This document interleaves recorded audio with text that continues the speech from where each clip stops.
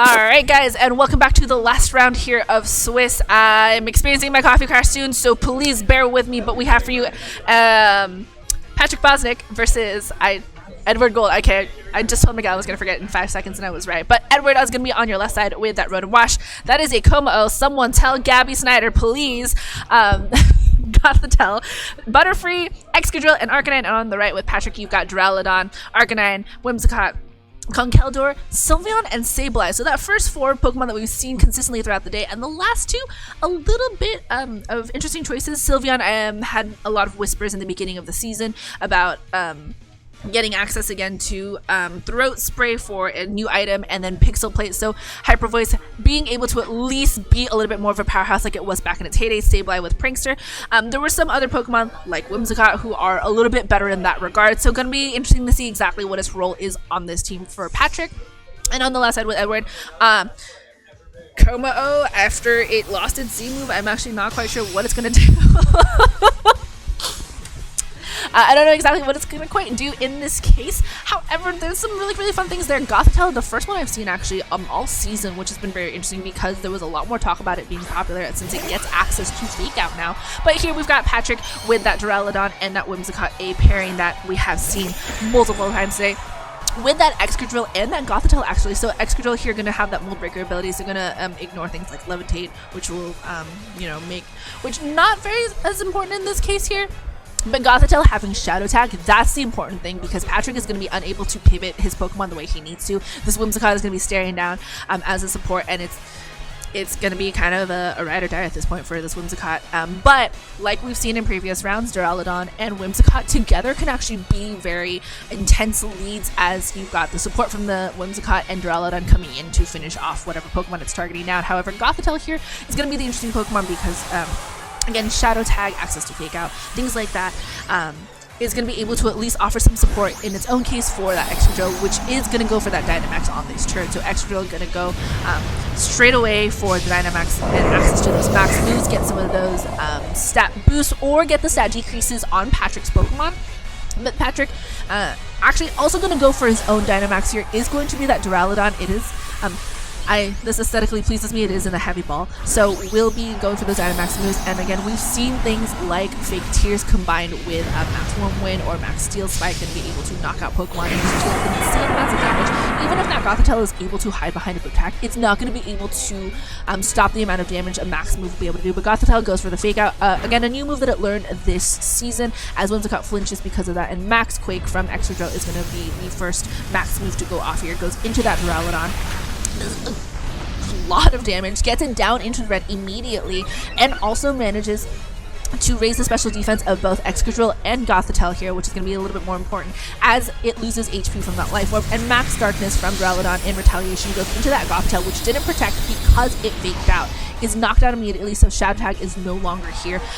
The critical hit, I would like to say it doesn't matter because it is Max Darkness, so it's super effective move here, but it does put a little bit of a ding in Edward's plans if you're trying to trap your Pokemon in here, because now that Duraludon, if you really need it for later on, can switch out on this turn. But Whimsicott is still sitting pretty here, able to at least offer some bit of support as Arcanine is going to come into the place of its fallen comrade on Edward's side, gets the Intimidate into that Duraludon and into Whimsicott, but not quite as important again on either this Pokemon. We've seen Duraludon just generally run high special attack moves. We've seen things like Draco Meter and then Flash Cannon be the moves of choice here. For the most part, we've actually just seen Duraludon going for Dynamax moves. But Whimsicott going for the Tailwind, going to set up its later comrades here as it gets the speed boost for its side. As Max Whirlwind from Duraludon is actually going to go first as Tailwind takes into effect immediately, knocks out that Arcanine just from the get-go, leaving it unable to really do anything on this turn for Edward. It comes in, it gets knocked out.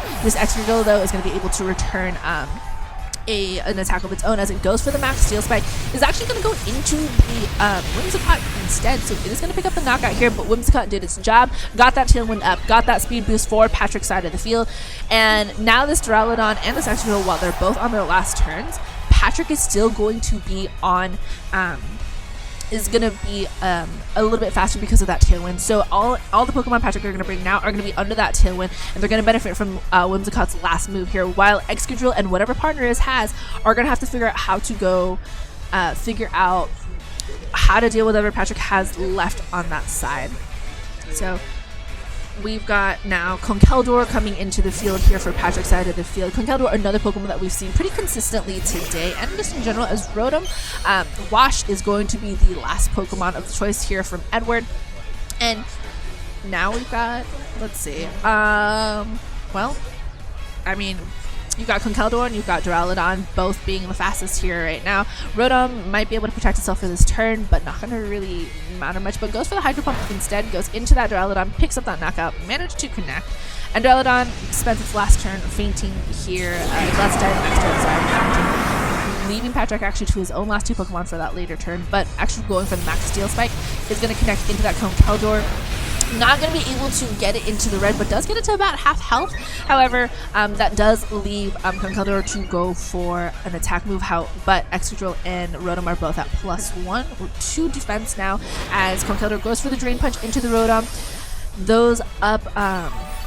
Those plus defenses are actually really nice for it, as it does not take as much damage as it could have from earlier. Conkeldurr does get a little bit extra does get a little bit of extra HP now from that, as Sylveon is the last Pokemon of choice here from Patrick. Again, Sylveon is going to be a really fun Pokemon to see because of the fact that after Pixelate got a little bit nerfed a couple seasons ago, it kind of fell off the grid pretty hard. However, Throat Spray and Pixel Plate are really nice ways to mitigate that. We obviously won't see anything like a Life Orb from it, which I think we had seen either mid-season, but Throat Spray will boost will boost your special attack by +2 for sound-based moves, so that's going to be really fun to see if that's the item it's carrying. However, Excadrill is going to protect this turn, so not going to take damage, as Rotom goes for the Hydro Pump, is going to miss because Conkeldurr avoids it, as Sylveon goes for Mystic Fire, will also not hit the Excadrill because of that protect. And, I mean, Edward managed to at least not have to worry about his Rotom, as both of Patrick's Pokemon targeted down into that Excadrill. So here's going to be a little bit of that rough choice now, because Excadrill did spend that turn protecting. If it gets that double protect, then it might be a chance for Edward to turn this around, because if Patrick is able to, it doubles down into but Rotom is going to connect that Hydro Pump into that Conkeldurr, and it will be able to do a little bit of damage, not enough to quite knock it out, but Sylveon goes for the Hyper Voice, is going to go for the spread move here, does insane amounts of damage onto that Rotom, does some good damage onto Excadrill, and I'm guessing that's going to be a Pixel Plate here, as Excadrill goes for the Iron Head, goes into that Sylveon, does pick up the knockout here, but now it's up to this Conkeldurr. Excadrill is at +2 defense from its earlier max moves, and Conkeldurr, though, going for the Drain Punch and that extra Life Orb damage from before is going to be enough to pick up the knockout on the Excadrill, giving the win to Patrick and giving us heading us over into game 2. So that was really stressful to kind of actually watch. So there's a couple of turns that Gothitelle being able to stop the Whimsicott in that first turn was good for Edward, but that left his Gothitelle open to getting knocked out by that Max Darkness attack from Duraludon. I want to say that the critical hit didn't matter in this case, because again, it's a super effective move. However, Gothitelle is usually run pretty defensive, special defensively bulky, so it could have actually mattered in the end for Edward. However, he did a really good job of trying to just kind of pace himself around that, and losing a Pokemon unexpectedly it sucks, but there are ways, again, around things like that, right? It's a matter of understanding what you have in the back, and your goals kind of shift in that moment. And I think with Patrick, he was able to really just kind of be like, okay, hey, it's fine. I still have this Duraludon on the field, and I can at least get rid of the Gothitelle so I can switch out Pokemon if I need to. That's the most important thing right now. He has ways of dealing with Excadrill, despite the fact that Excadrill is a really scary Pokemon. And to be able to ignore it until the last couple of turns like that is kind of a mark of hey, I have things in the back that can handle it, and that'll be fine. So again, we've got the Como, we've got Gothitelle, Butterfree, Excadrill, Arcanine, and of course that Rotom Wash on Edward's side of the field. And then on Patrick's, we've got Duraludon, Arcanine, Whimsicott, Conkeldurr, Sylveon, and Sableye.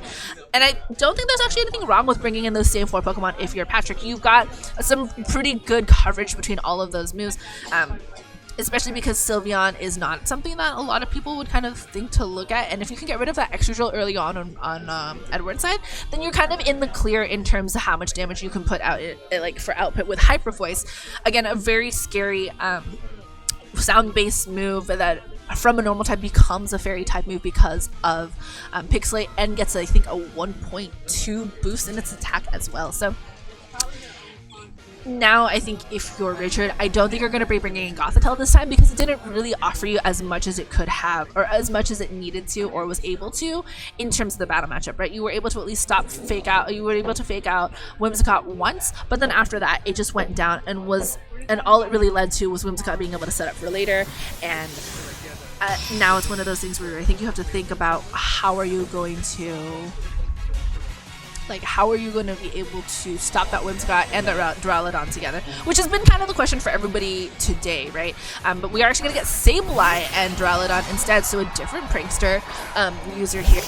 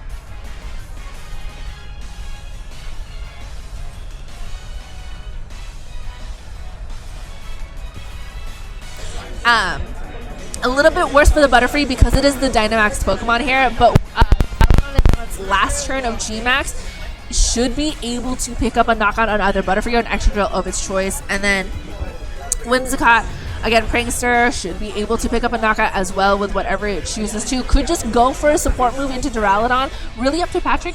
But Whimsicott away for the Moonblast is going to guarantee the knockout on Butterfree, going to stop that Dynamax in its tracks, leaving Excadrill potentially, actually, nah, that Excadrill is also just going to get knocked out here as Max Darkness, as the last as the last Max move from Duraludon is going to pick up the Excadrill's knockout on here.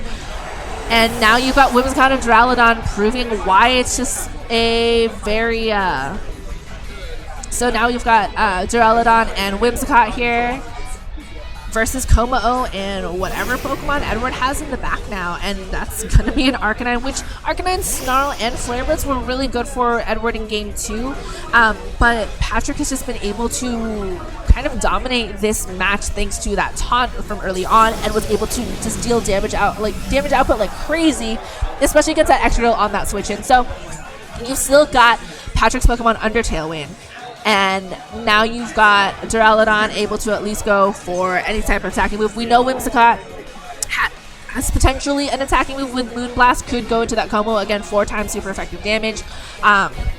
We know that there's Max Lightning on Duraludon, so could go for a Nocturne move, but Como is going to go for a Protect, doesn't want to get hit, and is like, I'm going to stay around for a couple more turns or do my best to. Arcanine goes for the Extreme Speed, though, to try to, pick up that knockout on Whimsicott. Gets the critical hit, which is a little unnecessary here, but sometimes it's a mental game in the end. And as Duraludon goes for the Draco Meter, it's going to go into that Arcanine. So Arcanine was able to at least pick up one knockout before it gets hit here by that Draco Meter. Is knocked out by that. Duraludon will take that -2 to its special attack, but if that Sylveon's in the back for Patrick, all it really has to do is yell with Hyper Voice, and that gives the round to Patrick. I don't think there's really anything Como can do. It doesn't have access to any sort of spread moves that could take out both Duraludon and Sylveon. And at this point, that Sylveon is going to be the bigger threat. And even with... Oh, sorry, he's sending out Arcanine. Okay. That's cool. I mean, I guess, yeah, you could go for the Intimidates here. So I don't know if that's as cheeky or if he didn't bring Sylveon, which I would be extremely surprised if he didn't.